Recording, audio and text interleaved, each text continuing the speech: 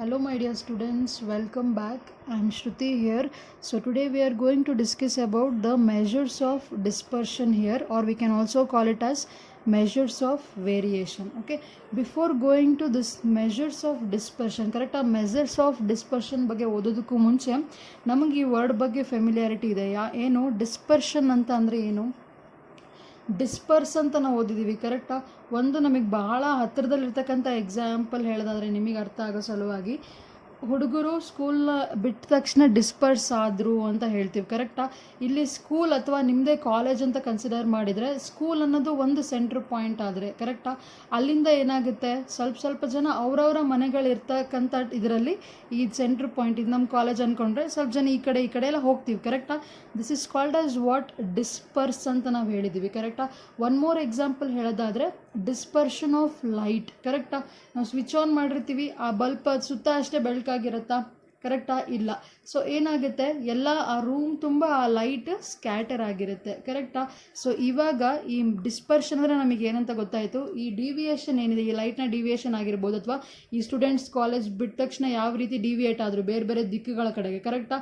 ಆ ಡಿವಿಯೇಷನನ್ನು ನಾವು ಮೆಷರ್ ಮಾಡೋದನ್ನು ನಾವು ಏನಂತ ಹೇಳ್ತಾ ಇದ್ದೀವಿ, ಇಲ್ಲಿ ಮೆಷರ್ಸ್ ಆಫ್ ಡಿಸ್ಪರ್ಷನ್ ಅಂತ ಹೇಳ್ತಾ ಇದ್ದೀವಿ. ನೀವು ಇಲ್ಲಿ ನೋಡ್ಬೋದು ಏನು definition, dispersion is the measure of variation of the items, ಕರೆಕ್ಟಾ?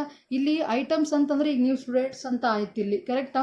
ಏನು ಮೆಷರ್ ಆಫ್ ವೇರಿಯೇಷನ್, ನೀವುಗಳು ಯಾವ್ಯಾವ ಕಡೆಗೆ ಡಿವಿಯೇಟ್ ಆದ್ರಿ ಅಲ್ಲ ಅದರ ವೇರಿಯೇಷನನ್ನು ಕ್ಯಾಲ್ಕುಲೇಟ್ ಮಾಡೋದೇ ನಮಗೇನು ಕೊಡುತ್ತೆ, ಇಲ್ಲಿ ಮೆಷರ್ ಆಫ್ ಡಿಸ್ಪರ್ಷನನ್ನು ಕೊಡುತ್ತೆ, ಓಕೆನಾ? So you can see one more definition here, a measure of variation or dispersion describes the degree of scatter shown by the observation, ಕರೆಕ್ಟಾ? ಒಂದು ನಾವು ಸ್ಕೂಲ್ ಬಿಟ್ಟ ತಕ್ಷಣ ಮಕ್ಕಳು ಯಾವ್ಯಾವ ಕಡೆಗೆ ಸ್ಕ್ಯಾಟರ್ ಅದನ್ನು ನಾವು ಅಬ್ಸರ್ವ್ ಮಾಡ್ತಿರ್ಬೇಕಾದ್ರೆ ಎಲ್ಲ ಮಕ್ಕಳು ಒಂದೇ ಕಡೆಗೆ ಹೋಗಲ್ಲ, ಕರೆಕ್ಟಾ?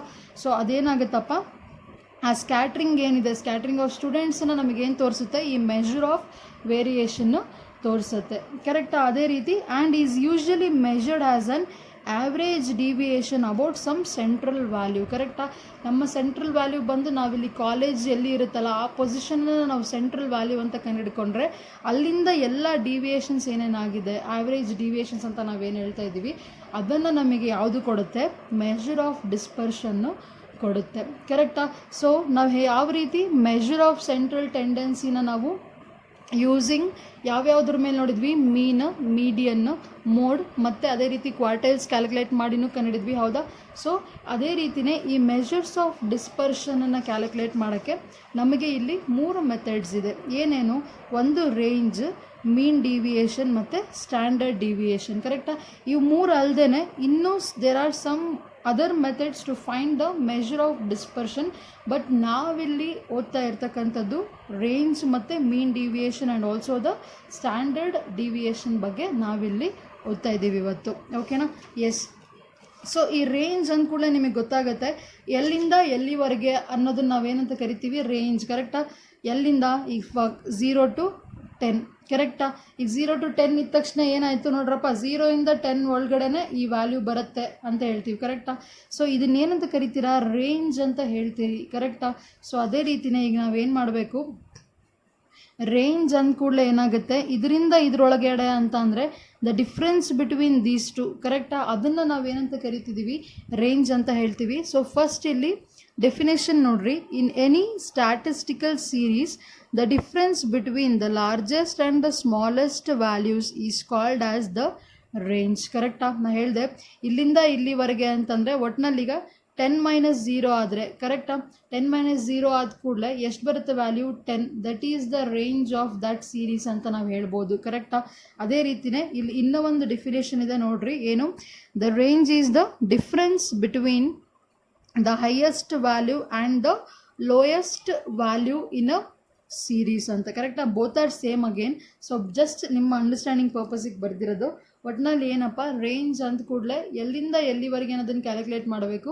ಅದನ್ನು ಕ್ಯಾಲ್ಕುಲೇಟ್ ಮಾಡೋಕ್ಕೆ ನಿಮಗೆ ಏನು ಬೇಕು, ಕೊಟ್ಟಿರ್ತಕ್ಕಂಥ ಸೀರೀಸ್ನಲ್ಲಿ ಹೈಯೆಸ್ಟ್ ವ್ಯಾಲ್ಯೂ ಯಾವುದು ಮತ್ತು ಲೋಯೆಸ್ಟ್ ವ್ಯಾಲ್ಯೂ ಯಾವುದು ಅನ್ನೋದನ್ನು ನೀವು ಕಂಡುಹಿಡ್ಕೊಂಡ್ರೆ ನಿಮಗೇನು ಗೊತ್ತಾಗುತ್ತೆ, ರೇಂಜ್ ಅದರ ಕೊಟ್ಟಿರ್ತಕ್ಕಂಥ ಸೀರೀಸ್ ಅಥವಾ ಕೊಟ್ಟಿರ್ತಕ್ಕಂಥ ಡೇಟಾದ ರೇಂಜ್ ಏನು ಅನ್ನೋದು ಗೊತ್ತಾಗುತ್ತೆ. ಕರೆಕ್ಟಾ?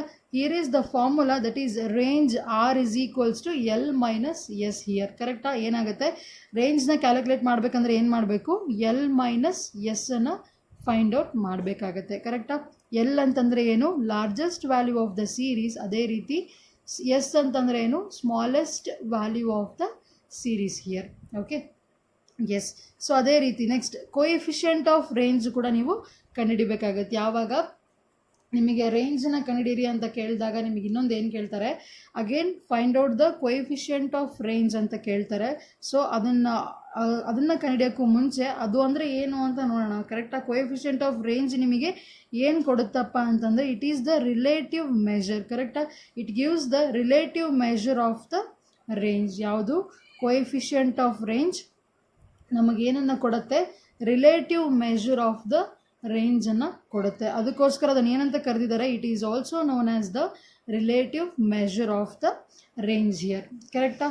So it is used in the comparative study of the dispersion. ಈ ಕೋಎಫಿಷಿಯಂಟ್ ಆಫ್ ರೇಂಜ್ ಏನು ಮಾಡ್ತಾರೆ ಅಂತಂದರೆ, ಈಗ ನಾವೇನು ಮಾಡಿರ್ತೀವಿ, ಡಿಸ್ಪರ್ಷನ್ ಕ್ಯಾಲ್ಕುಲೇಟ್ ಮಾಡಿರ್ತೀವಿ, ಮೆಷರ್ ಮಾಡಿರ್ತೀವಿ. ಕರೆಕ್ಟಾ?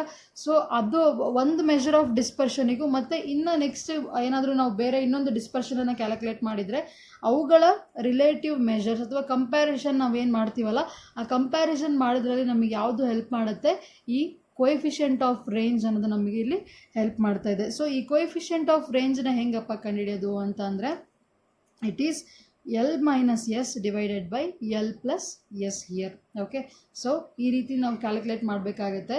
ಏನು, ರೇಂಜನ್ನ ಕ್ಯಾಲ್ಕುಲೇಟ್ ಮಾಡೋಕ್ಕೆ ಫಾರ್ಮುಲಾ ಏನಿರೋದು ಎಲ್ ಮೈನಸ್ ಎಸ್. ಅದೇ ರೀತಿ ಕೋಎಫಿಷಿಯಂಟ್ ಆಫ್ ರೇಂಜ್ನ ಕ್ಯಾಲ್ಕುಲೇಟ್ ಮಾಡೋಕ್ಕೆ ಇರೋದು ಎಲ್ ಮೈನಸ್ ಎಸ್ ಮತ್ತು divided by L minus S divided by L plus S here. So first ನಾವೀಗ ಆಮೇಲೆ ಇನ್ನೊಂದು ನಾವು ನೆನಪಿದೆ ನಮಗೆ ಏನು, measures of central tendency, mean, median ಮತ್ತು ಮೋಡ್ನ ಕಂಡುಹಿಡಿಬೇಕಾದ್ರೆ ನಾವು ಎಲ್ಲ ತರಹದ ಸೀರೀಸಿಗೂ ಕೂಡ ಕಂಡುಹಿಡಿದಿದ್ದೀವಿ. ಕರೆಕ್ಟಾ?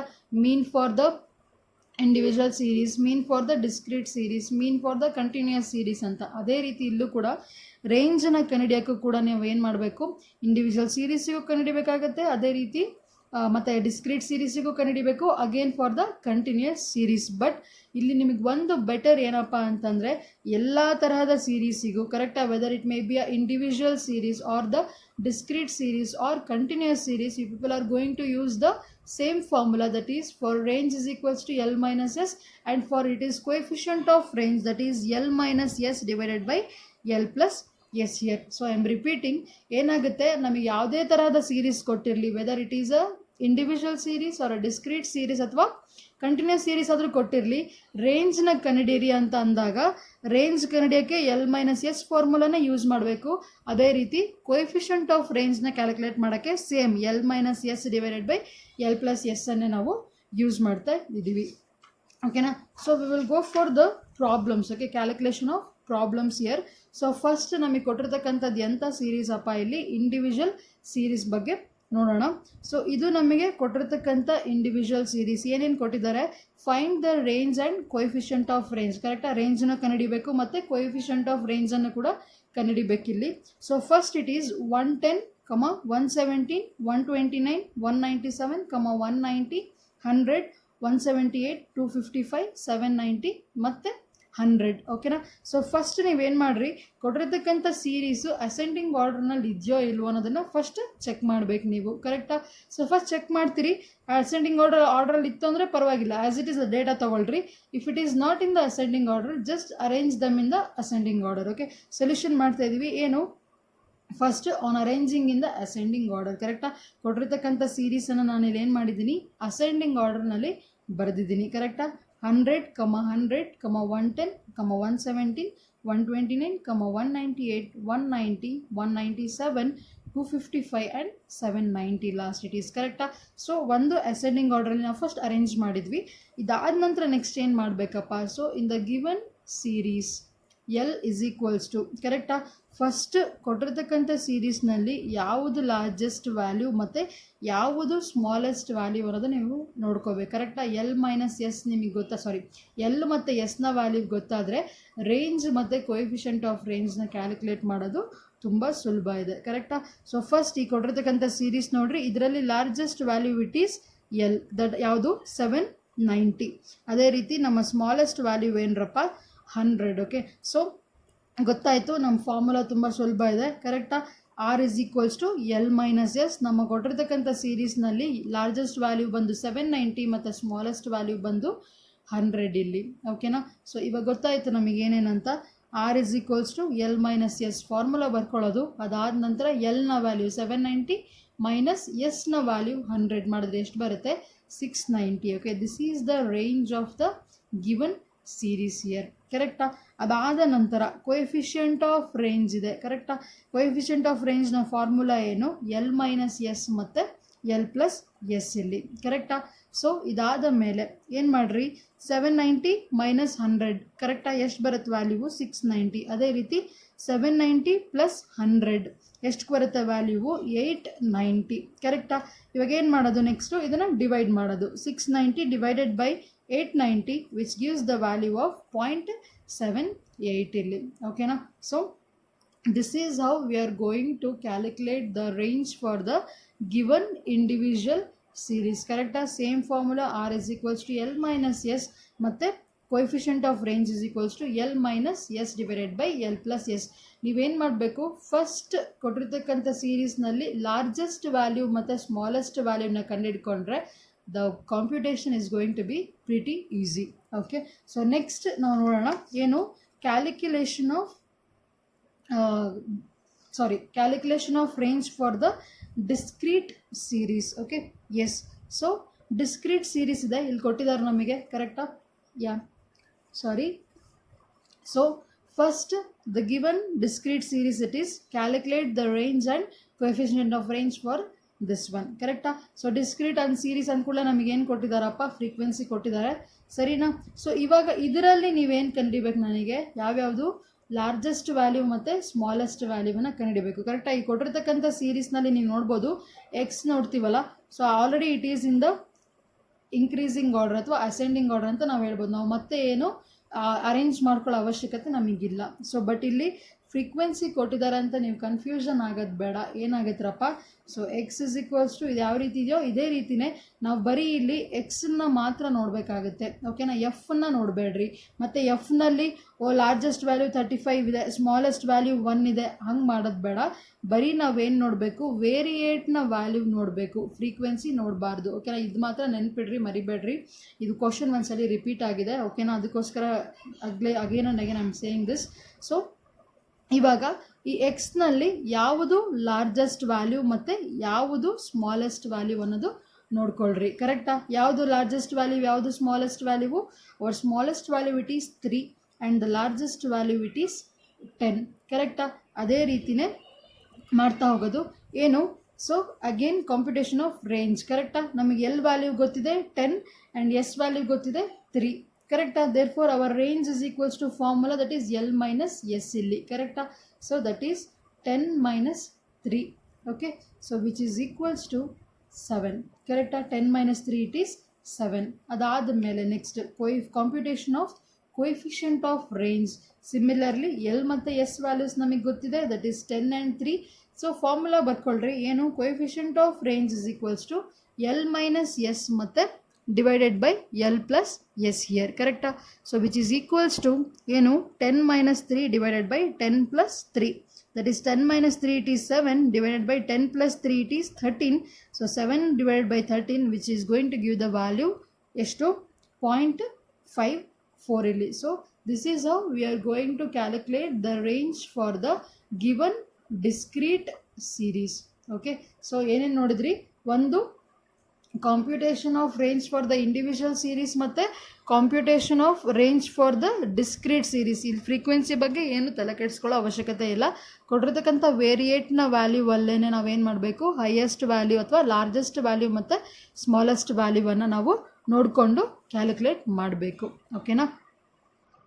S, moving on for the continuous series. Okay, so ಏನು ಕ್ಯಾಲ್ಕುಲೇಷನ್ ಮಾಡ್ತಾ ಇದ್ದೀವಿ, ಏನನ್ನು ರೇಂಜ್ನ ಕ್ಯಾಲ್ಕುಲೇಷನ್ ಮಾಡ್ತಿದ್ದೀವಿ ಫಾರ್ ಕಂಟಿನ್ಯೂಸ್ ಸೀರೀಸ್. ನಾನು ಅವಾಗಲೇ ಹೇಳಿದೆ, whether it is a discrete series or individual series or the continuous series, the method of the calculation of range is going to be the same. ಕರೆಕ್ಟಾ? Yes. So ನೋಡ್ರಿ, ನಮಗೇನು ಕೊಟ್ಟಿದ್ದಾರೆ, ಒಂದು continuous ಸೀರೀಸನ್ನು ಕೊಟ್ಟಿದ್ದಾರೆ which consist of a particular class interval, ಅದೇ ರೀತಿ corresponding frequencies. ಕರೆಕ್ಟಾ?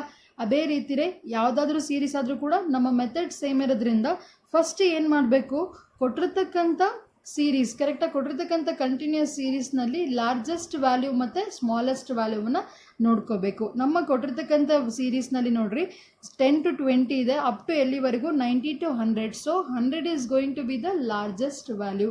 ಅದಕ್ಕೂ ಮುಂಚೆ ನೋಡ್ಕೊಂಬಿಡ್ರಿ, ಏನು it is in the ascending order. Ascending ಆರ್ಡರ್ನಲ್ಲಿ ಇಲ್ಲ ಅಂದರೆ ಏನು ಮಾಡಬೇಕ್ರಪ್ಪ, first we have to arrange the series in the ascending order. Otherwise as usual ascending ಆರ್ಡರ್ನಲ್ಲಿ ಇತ್ತು ಅಂದರೆ ನೆಕ್ಸ್ಟ್ ಮೆಥಡ್ ಫಾಲೋ ಮಾಡಿಬಿಡ್ರಿ. ಸೊ ಫಸ್ಟ್ ಇಲ್ಲಿ ನೋಡ್ಕೊಳ್ಳೋಣ, ಕ್ಲಾಸ್ ಇಂಟರ್ವಲ್ನಲ್ಲಿ the smallest value it is 10 and the largest value it is 100. So ಇದರಲ್ಲಿ first method ಇದೆ, ಏನು ಕಂಟಿನ್ಯೂಸ್ ಸೀರೀಸ್ ಕೊಟ್ಟಾಗ ನಿಮಗೆ 2 ಮೆಥಡ್ ಇದೆ. ಅದರಲ್ಲಿ ಫಸ್ಟ್ ಮೆಥಡ್ ಬಂದುಬಿಟ್ಟು computation of range using the first method, largest value it is 100 and smallest value it is 10. So range is equals to L minus S calculate ಮಾಡ್ತೀರಿ. L value it is 100 ಮತ್ತು small value it is 10. So 100 minus 10 it is 90. ಕರೆಕ್ಟಾ? ಆಯಿತು. ಅದಾದಮೇಲೆ coefficient of range ಇದೆ. So coefficient ಆಫ್ ರೇಂಜ್ನ formula ಏನು, L minus S divided by L plus S. Similarly substitute the values for that, 100 minus 10 divided by 100 plus 10. Okay, so substitute ಮಾಡಿದ್ವಿ. 100 minus 10 ಅಂದರೆ ಎಷ್ಟು, 90. 100 plus 10 ಅಂದರೆ ಎಷ್ಟು, 110. ಕರೆಕ್ಟಾ? ಇಸ್ ಈಕ್ವಲ್ಸ್ ಟು 0.82 ನಮ್ಮ ಆನ್ಸರ್. ಕರೆಕ್ಟಾ? Our coefficient of range is equals to ಎಷ್ಟು, 0.82. ಇದೇ ನಾವು ಮೆಥಡ್ಡು ಯೂಸ್ ಮಾಡಿದ್ದು ಯಾವುದಕ್ಕೆ, first calculation for the individual series ಮತ್ತು ಡಿಸ್ಕ್ರೀಟ್ ಸೀರೀಸ್ಗೂ ಕೂಡ. ಕರೆಕ್ಟಾ? ಅದಾದಮೇಲೆ ಮೆಥಡ್ 2 ಏನಪ್ಪ ಅಂತಂದರೆ, ನಮಗಿದು ಕೊಟ್ಟಿರ್ತಕ್ಕಂಥ ಸೀರೀಸ್ ಕಂಟಿನ್ಯೂಸ್ ಸೀರೀಸ್ ಆಗಿರೋದ್ರಿಂದ ನೀವು ಈ ಮೆಥಡ್ ಮಾಡಿದ್ರೂ ಕರೆಕ್ಟೇ, ಫಸ್ಟ್ ಮೆಥಡ್ ಕೂಡ ಕರೆಕ್ಟೇ, ಬಟ್ ಸೆಕೆಂಡ್ ಮೆಥಡನ್ನು ಮಾಡಬಹುದು. ಏನಪ್ಪ ಸೆಕೆಂಡ್ ಮೆಥಡ್ ಅಂದರೆ, ಫಸ್ಟ್ ಈ ಕೊಟ್ಟಿರ್ತಕ್ಕಂಥ ಸೀರೀಸಿಗೆಲ್ಲ ಮಿಡ್ ಪಾಯಿಂಟ್ ಕಂಡುಹಿಡಿಯೋದು. ಕರೆಕ್ಟಾ? ಮಿಡ್ ಪಾಯಿಂಟ್ ಹೆಂಗೆ ಕಂಡುಹಿಡಿತೀರಿ, smallest value minus lower limit plus upper limit divide by 2, that is 10 plus 20 divided by 2 ಮಾಡಬೇಕು. ಅದೇ ರೀತಿ 20 plus 30 ಡಿವೈಡೆಡ್ ಬೈ 2 ಮಾಡಬೇಕು. Again 30 plus 40 divide by 2. Similarly 40 plus 50 divide by 2. ಈ ರೀತಿ ನಾವೇನು ಮಾಡ್ತೀವಿ, ಮಿಡ್ ಪಾಯಿಂಟನ್ನು ಕ್ಯಾಲ್ಕುಲೇಟ್ ಮಾಡ್ತೀವಿ. ಎಲ್ಲದಕ್ಕೂ ಎಲ್ಲಿಂದ 10 to 20 ಇಂದ ಹಿಡಿದು 90 to 100ವರೆಗೂ ಪ್ರತಿಯೊಂದು ಕ್ಲಾಸ್ ಇಂಟರ್ವಲ್ಗೂ ಕೂಡ ಮಿಡ್ ಪಾಯಿಂಟನ್ನು ಕ್ಯಾಲ್ಕುಲೇಟ್ ಮಾಡಬೇಕು. Here it is the mid point values. ಇಲ್ಲೂ ಕೂಡ ಫ್ರೀಕ್ವೆನ್ಸಿ ಬಗ್ಗೆ ನೀವು ತಲೆ ಕೆಡಿಸ್ಕೊಳ್ಳೋ ಅವಶ್ಯಕತೆ ಇಲ್ಲ. ಓಕೆನಾ? ಸೊ ಫಸ್ಟ್ ಏನು ಮಾಡಿರಿ, ಕೊಟ್ಟಿರ್ತಕ್ಕಂಥ ಕ್ಲಾಸ್ ಇಂಟರ್ವಲ್ಗೆ, ಕಂಟಿನ್ಯೂಸ್ ಸೀರೀಸ್ನ ಕ್ಲಾಸ್ ಇಂಟರ್ವಲ್ಗೆ ಮಿಡ್ ಪಾಯಿಂಟನ್ನು ಕಂಡಿಡಿರಿ. ಇವಾಗ ಈ ಮಿಡ್ ಪಾಯಿಂಟ್ನಲ್ಲಿ ಏನು ಮಾಡಬೇಕು, ಇದರ ಲಾರ್ಜೆಸ್ಟ್ ವ್ಯಾಲ್ಯೂ ಮತ್ತು ಸ್ಮಾಲೆಸ್ಟ್ ವ್ಯಾಲ್ಯೂ ನೋಡ್ಕೋಬೇಕು. ಕರೆಕ್ಟಾ? Our largest value it is 95 and smallest value it is 15 here. ಕರೆಕ್ಟಾ? ಸೊ ಏನು ಮಾಡಿರಿ, L is equals to 95 ಗೊತ್ತಾಯಿತು, S is equals to 15 ಗೊತ್ತಾಯಿತು. ಸೊ ಕ್ಯಾಲ್ಕುಲೇಟ್ ದ ರೇಂಜ್ ಅಷ್ಟೇ. ಕರೆಕ್ಟಾ? So range is equals to L minus S is equals to 95 minus 10. ಕರೆಕ್ಟಾ? Largest value minus smallest value, that is 95 minus 15 which is going to give the 80 value. ಕರೆಕ್ಟಾ? ಇದು ನಮ್ಮ ರೇಂಜ್. ಆಮೇಲೆ ಇನ್ನೊಂದು, ಈ ವ್ಯಾಲ್ಯೂ ಮತ್ತು ಮೆಥಡ್ 1ನ ವ್ಯಾಲ್ಯೂ ಯಾವಾಗಲೂ ಸೇಮ್ ಇರಲ್ಲ, but the procedure is correct again. ಓಕೆನಾ? ಆ್ಯಂಡ್ ಕೊಯಿಫಿಷಿಯಂಟ್ ಆಫ್ ರೇಂಜ್ ಕೂಡ ಅಷ್ಟೇ, as usual the same formula, that is L minus S divided by L plus S ಇಲ್ಲಿ. So which is going to give the 95 minus 15 divided by 95 plus 15. Just substitution ಮಾಡ್ತಿದ್ದೀವಿ. ಕರೆಕ್ಟಾ? L minus S ಮತ್ತು L plus Sನ values. ಅದಾದ ಮೇಲೆ 95 minus 15 ಎಷ್ಟು ಕೊಡುತ್ತೆ, 80. 95 plus 15 ಎಷ್ಟು ಕೊಡುತ್ತೆ, 110. ಸೊ 80 ಡಿವೈಡ್ ಬೈ 110 ಮಾಡಿರಿ, which is going to give the value 0.7272. ಕರೆಕ್ಟಾ? ಕಂಟಿನ್ಯೂಸ್ ಸೀರೀಸ್ ಕೊಟ್ಟಾಗ ನಿಮಗೆ 2 ಮೆಥಡ್ ಇದೆ. ಒಂದು ಆ್ಯಸ್ ಯೂಶುವಲ್ ನಾವು ಫಾಲೋ ಮಾಡಿರ್ತಕ್ಕಂಥ ಫಸ್ಟ್ ಮೆಥಡು, ಇಲ್ಲ ಅಂದರೆ ಇನ್ನೊಂದು ಮೆಥಡ್ ಏನು, ಕೊಟ್ಟಿರ್ತಕ್ಕಂಥ ಕ್ಲಾಸ್ ಇಂಟರ್ವಲ್ಗೆ ಮಿಡ್ ಪಾಯಿಂಟ್ನ ಕಂಡಿಡಿರಿ. ಅದಾದ ಮೇಲೆ as usual formulas for range and coefficient of range substitution ಮಾಡಿ ಕ್ಯಾಲ್ಕುಲೇಷನ್ ಮಾಡಿದರೆ ಆಯಿತು. ಕರೆಕ್ಟಾ? This is about one of the measure of dispersion, that is range here. ಕರೆಕ್ಟಾ? Range for the continuous series, range for the individual and discrete series here. Okay, ಇದು ಒಂದು ನಿಮಗೆ 5 marks R 10 marksಗೆ ಕೇಳುವಂಥ question. ಓಕೆನಾ? Yes, thank you.